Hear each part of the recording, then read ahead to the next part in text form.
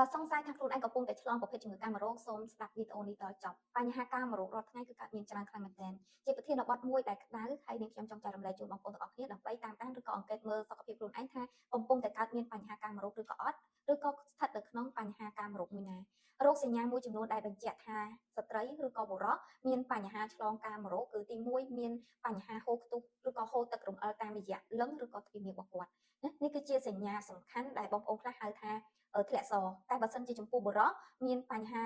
ហូរខ្ទុះតាមបង្គោលនោមរបស់គាត់បានន័យថាស្ថិតនៅក្នុងការឆ្លងប្រភេទកាមរោគហើយក៏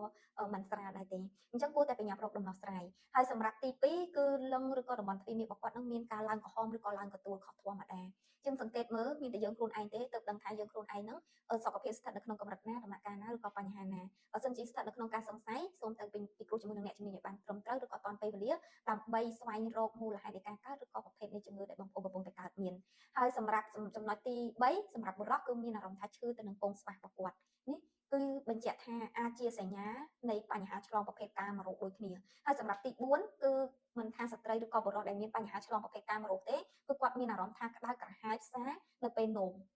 មិនថានៅតំបន់ទ្វារមាសឬក៏តំបន់លឹងរបស់គាត់ទេបើន័យថាគាត់មានអារម្មណ៍ថាក្តៅក្រហាយផ្សាហ្នឹងឈឺហ្នឹងនៅពេលនោមហ្នឹងតែម្ដងហើយចំណុចសំខាន់ទី5គឺអ្នកជំងឺអ្នកដែលឆ្លងប្រភេទកាមរោគនេះគឺមានអារម្មណ៍ថាឈឺចាប់នៅពេលដែលរួមភេទនឹងតែម្ដងនៅពេលដែលគេនៅជាមួយនឹងដៃគូហើយចំណុចចុងក្រោយគឺអ្នកដែលមានបញ្ហាកាមរោគនេះដូចគ្នាគឺគាត់នឹងមានឃើញជាដំបៅទៅលើប្រដាប់ភេទរបស់គាត់ឬក៏ឡើងជាពងបែកការឡើងដំបៅឡើងពងបែកឡើងកទួលមានការឈឺចាប់ពេលដែលគេនៅមួយគ្រួសារបង្ហាញអំពីប្រភេទកាមរោគច្រើនយ៉ាងណាវាអាចជាប្រភេទជំងឺស្វាយជំងឺអេដជំងឺសិកមាន់ឬក៏ប្រភេទជំងឺបមេះអញ្ចឹងហើយសូមស្វែងរកមូលហេតុនៃកើតជំងឺឬក៏ប្រភេទនៃបញ្ហាសុខភាពរបស់យើងផ្ទាល់ដោះស្រាយឲ្យបានត្រឹមត្រូវនិងទាន់ពេលវេលាសូមកុំទុកបញ្ហាឲ្យកាន់តែធ្ងន់ទៅឬក៏មានការឆ្លងពីគ្នាពីម្នាក់ទៅម្នាក់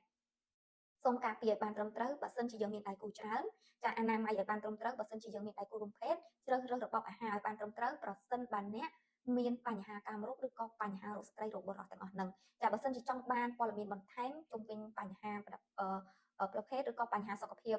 រោគស្ត្រីឬក៏រោគបុរសអាចឆាតមកលេខ Telegram របស់នាងខ្ញុំឬក៏ឆាតចូល page របស់នាងខ្ញុំបានចាខ្ញុំមានប៉ុណ្ណេះចែករំលែកចាជួបគ្នាទៅនឹងវីដេអូក្រោយទៀត